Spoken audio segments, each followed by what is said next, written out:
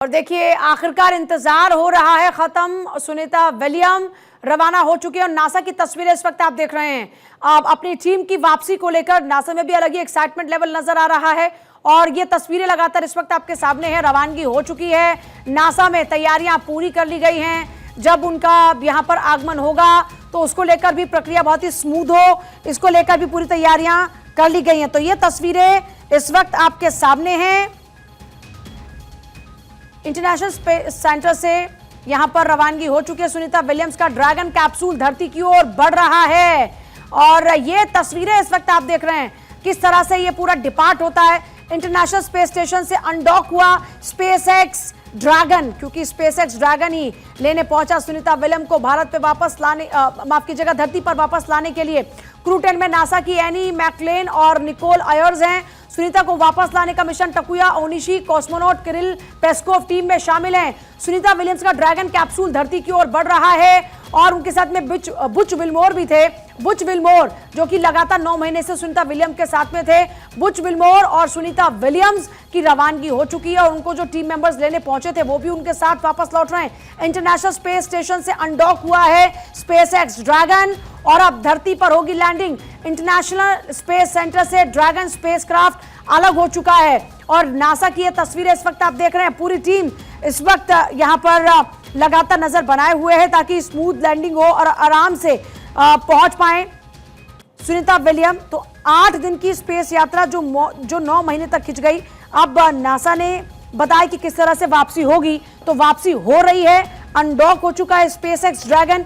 International space station से SpaceX dragon undock हो चुका है। ये स्पेसक्राफ्ट की क्षमता का टेस्ट था जिसमें गई थी सुनीता, लेकिन 8 से 9 दिन का जो उनका सफर था वहां का, वो 9 महीने के लिए खिंच गया। अब सुनीता विलियम्स का ड्रैगन कैप्सूल धरती की ओर आगे बढ़ चुका है। वहां पे पहले आपने वो तस्वीरें देखी जब अनडॉक हुआ और अब उनका ये जो कैप्सूल है वो सीधे धरती की ओर आगे बढ़ रहा है। सुबह 3:27 पर फ्लोरिडा में होगा, जो जानकारी अभी मिल रही है। तो बस अब कुछ ही देर का इंतजार है और ये इंतजार बहुत ही जल्द खत्म हो रहा है। स्पेसक्राफ्ट को क्योंकि मैनुअली उड़ाना भी था, सुनीता आईएसएस क्यों गई थी ये जो है वो आप देख रहे हैं। सुनीता के साथ बुच विल्मोर भी यहां पर पहुंचे थे। सुनीता अभी का अपडेट की अगर बात करते हैं तो सुनीता विलियम का ड्रैगन कैप्सूल धरती की ओर बढ़ रहा है और इस बीच आपको बताते हैं कि आईएसएस क्यों गई थी Sunita. Crew flight test mission के लिए ये लोग गए थे, बुच विल्मोर उनके साथ में गए थे। स्टारलाइनर स्पेसक्राफ्ट से वो यहाँ पर पहुंची थी और स्पेसक्राफ्ट में क्योंकि कुछ टेक्निकल फॉल्ट आया, उस टेक्निकल फॉल्ट के कारण से सुनीता विलियम को वहीं पर ही फंसना पड़ा। 5 थर्स्टर्स काम नहीं कर रहे थे। इन थर्स्टर्स के काम ना करने के कारण वहां पर ही सुनीता विलियम्स 9 महीने रुकी और स्पेसक्राफ्ट में क्योंकि कई थ्रस्टर्स होते हैं, थ्रस्टर्स से क्या होता है, स्पीड कंट्रोल होती है। तो क्योंकि 5 थ्रस्टर्स काम ही नहीं कर रहे थे, इसलिए वहां पर एक और प्रॉब्लम थी कि हीलियम गैस लीक हो रही थी और हीलियम गैस से क्योंकि दबाव बनता है, तो दबाव बनता है, वो हीलियम गैस लीक कर रही थी।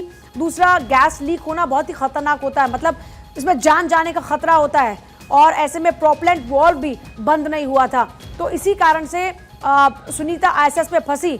नासा इसको ठीक नहीं कर पाया, यहाँ से ऑपरेट नहीं कर पाया, जिस कारण से उनका इंतजार बढ़ता गया और ये इंतजार इतना ज़्यादा हुआ कि ये 9 महीने का हो गया।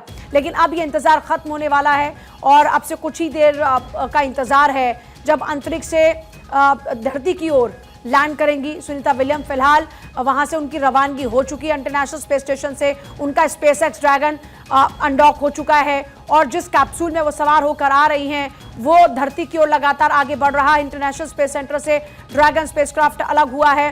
सुनीता विलियम्स का ये ड्रैगन कैप्सूल धरती की ओर तेजी से बढ़ रहा है।